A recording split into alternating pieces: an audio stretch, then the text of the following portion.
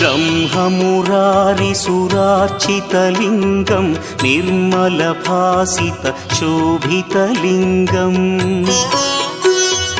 जन्मज दुःखविनाशकलिङ्गं तत्प्रणमामि सदा शिवलिङ्गम् देवमुनिप्रवरार्चितलिङ्गं कामदहन करुणाकरलिङ्गम् रावणदर्पविनाशकलिङ्गं तत्प्रणमामि सदा शिवलिङ्गम्